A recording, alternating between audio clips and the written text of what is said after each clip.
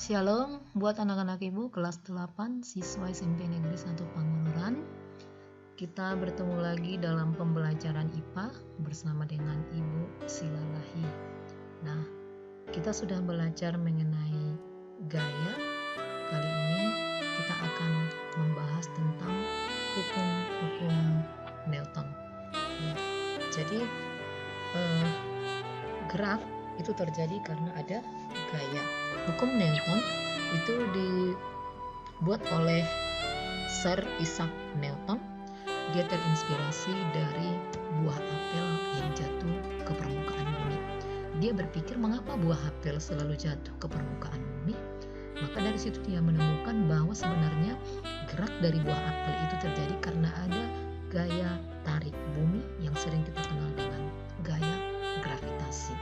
Nah, adapun hukum-hukum Newton tersebut, yang pertama ada hukum Newton yang pertama. Hukum pertama Newton, perhatikan percakapan dari ibu ini dengan seorang siswanya. Dia bertanya, "Dina, mengapa kalau kita berada di dalam bus sedang berhenti, tiba-tiba digas mendadak, badan kita terdorong ke belakang?" Maka si Dina menjawab, "Ya karena kita mempertahankan keadaan awal kita yang semula." Memang kenyataannya ini sering kita alami dalam kehidupan sehari-hari. Ketika kita naik sepeda motor, ya, sepeda motornya kan masih diam, terus kita jalan, tiba-tiba digas oleh teman kita yang membawa, kita yang dibonceng, tiba-tiba seperti motor balik ke belakang. Kenapa bisa? Karena tadinya keadaan awal kita adalah diam. Maka ketika sepeda motornya tiba-tiba digas, maka kita mempertahankan keadaan kita tetap diam sehingga kita seperti motor balik ke belakang. Selanjutnya, kalau sepeda motornya melaju, terus melaju, tiba-tiba direm mendadak, kita akan terdorong ke depan. Kenapa bisa terjadi seperti itu? Karena yang tadinya keadaan awal kita bergerak lurus beraturan, tiba-tiba direm, maka kita mempertahankan keadaan kita semula, yaitu bergerak beraturan. Makanya kita tetap terdorong ke depan. Sepeda motor sudah berhenti, tapi badan kita tetap mempertahankan keadaan semula, yaitu tetap bergerak. Nah, itulah yang disebut dengan hukum Newton. Hukum Newton ini sering disebut dengan hukum kelembaman. Kenapa? Karena benda itu lembam atau mempertahankan keadaan semula, ya, tidak mau dia berubah. Itu sering juga disebut dengan hukum inersi. Ini terjadi jika resultan gaya yang bekerja pada benda sama dengan nol. Artinya kalau benda bergerak lurus beraturan, resultan gayanya sama dengan nol, ya, maka benda yang mula-mula diam akan tetap diam, dan benda yang mula-mula bergerak lurus beraturan akan tetap bergerak lurus beraturan. Dirumuskan dengan resultan gaya sama dengan nol. Artinya tidak ada gaya yang bekerja di sana kalau memang benda bergerak lurus beraturan. Selanjutnya, ini contoh hukum pertama Newton. Nanti bisa kalian coba di rumah. Coba nanti kalian ambil koin dengan selembar kertas, taruh koin di atas kertas, ya. Selanjutnya tariklah kertasnya dengan tiba-tiba, ya, dengan sangat cepat. Maka koin itu tidak akan bergeser dari tempatnya. Dia akan tetap tinggal di situ. Walaupun kertasnya sudah bergerak, tetapi dia akan tetap tinggal di posisi itu. Tapi kertasnya harus ditarik dengan tiba-tiba, ya, bukan dengan pelan-pelan. Nah, selanjutnya hukum Newton yang kedua. Hukum Newton yang kedua berbunyi, percepatan yang ditimbulkan oleh gaya yang bekerja pada benda berbanding lurus dengan besar gaya dan berbanding terbalik dengan massa benda. Iya, ini sering kita alami dalam kehidupan sehari-hari, ya. Coba kalau kalian disuruh mendorong meja dengan lemari, mana yang lebih mudah didorong? Sudah pasti lebih mudah mendorong meja. Kenapa? Karena meja itu massanya lebih kecil, ya, daripada lemari. Artinya, ya, kita lihat ini, semakin besar massa benda, maka percepatannya semakin kecil. Ini percepatan A, percepatan berbanding terbalik dengan massa. Kemudian percepatan sebanding dengan gaya. Artinya semakin besar gaya yang kita berikan terhadap benda, maka semakin cepat pula benda itu bergerak. Misalkan kalau satu orang mendorong meja dengan dua orang mendorong meja, mana lebih cepat? Sudah pasti dua orang mendorong meja. Artinya kalau dua orang atau dua buah gaya mendorong meja, maka meja itu lebih cepat pergerakannya atau lebih besar percepatannya. Nah, artinya semakin besar ini gaya yang bekerja pada sebuah benda, percepatannya juga semakin besar. Nah, tetapi dengan massa benda itu berbanding terbalik. Mendorong lemari dengan mendorong meja, sudah pasti meja lebih cepat, ya, percepatannya lebih besar daripada mendorong lemari. Kenapa? Karena massanya juga berbeda. Makanya ini semakin besar massa bendanya, semakin kecil percepatannya. Semakin kecil massa bendanya, semakin besar percepatannya. Nah, coba perhatikan penerapan hukum kedua Newton. Lihat contoh soal. Sebuah benda bermassa 10 kg bergerak dengan percepatan 2 meter per sekon. Iya, ini massanya besar, percepatannya kecil. Berapakah besar gaya yang diberikan pada benda? Yang ditanya ini gaya. Gayanya, resultan gaya sama dengan massa dikali percepatan. Nah, kemudian resultan gayanya sama dengan 20 Newton. Selanjutnya kita lihat contoh soal berikut ini. Sebuah mobil bermassa 800 kg. Sebuah mobil memiliki massa 2000 kg. Saat mula-mula bergerak, terjadi perubahan kecepatan mobil terhadap waktu seperti pada grafik. Ini grafiknya nggak ada ya, tapi bisa kok dikerjakan tanpa grafik ya. Hitunglah gaya yang bekerja pada mobil. Jadi diketahui di sini kita buat massa mobilnya sama dengan 2000 kg. Berarti gayanya massanya 2000 kg. Saat mulai bergerak, terjadi perubahan kecepatan mobil terhadap waktu seperti pada grafik berikut, di mana waktu sama dengan 10 sekon dan kecepatan sama dengan 5 meter per sekon. Berarti dari sini bisa kita temukan percepatan A sama dengan delta V per T.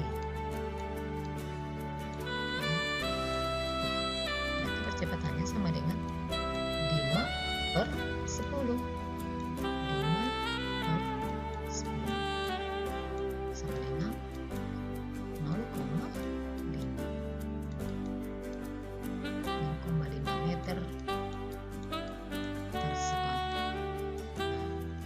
Hitunglah gaya yang bekerja. Berarti gaya yang bekerja nanti biasakan ya, kalau ini karena agak susah ibu menulis, nanti kalian mengerjakannya buat diketahui apa, ditanya apa, dan dijawab ya.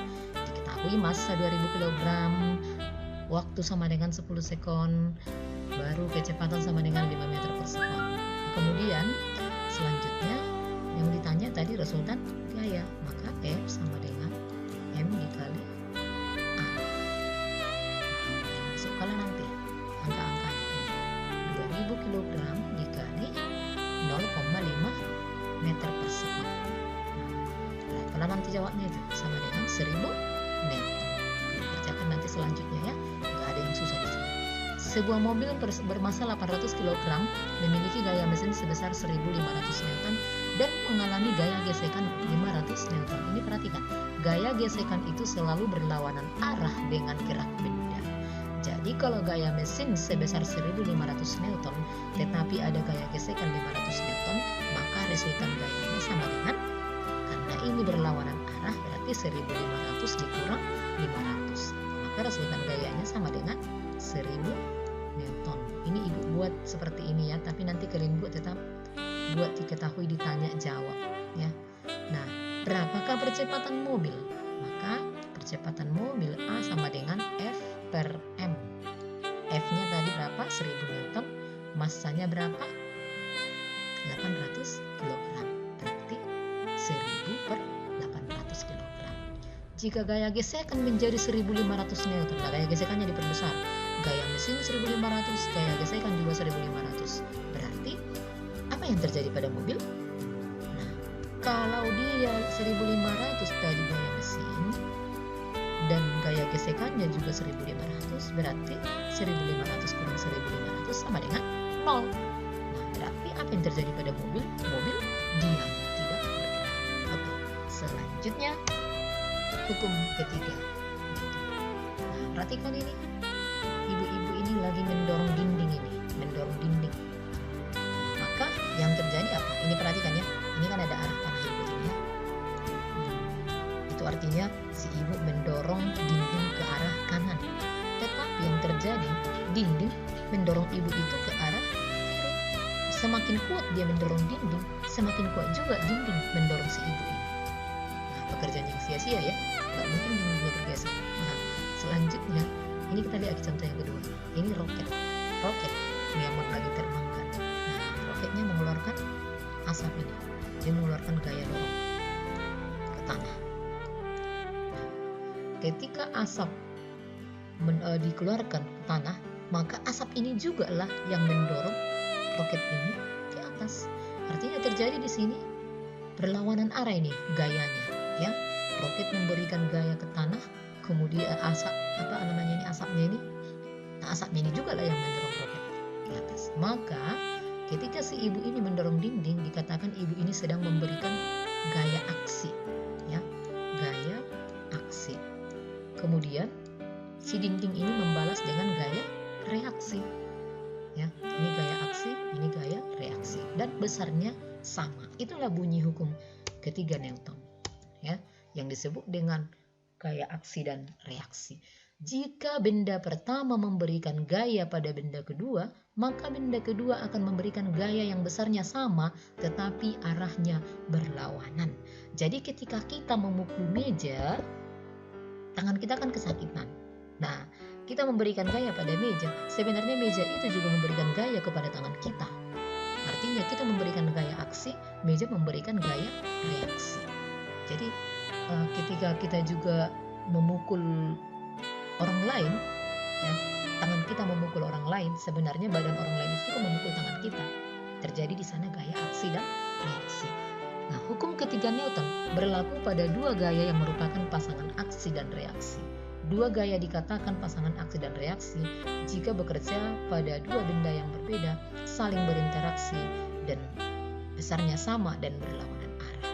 Jadi kalau gaya aksinya 500 Newton, maka gaya reaksi juga 500 Newton, tetapi arahnya berlawanan. Makanya F aksi sama dengan negatif F reaksi, ya.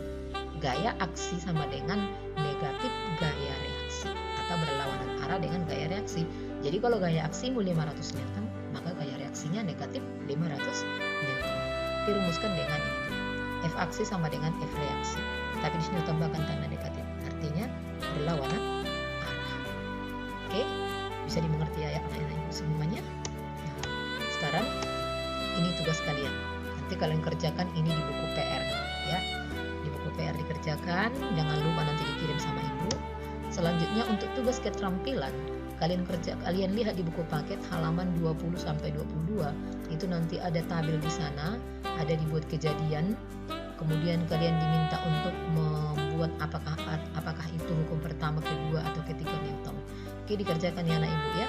Tugas keterampilan ini kalian kerjakan aja di buku PR. Berarti ada dua nanti yang kalian kerjakan di buku PR. Ini tugasnya, kemudian yang ini tugas keterampilannya. Terima kasih buat perhatiannya.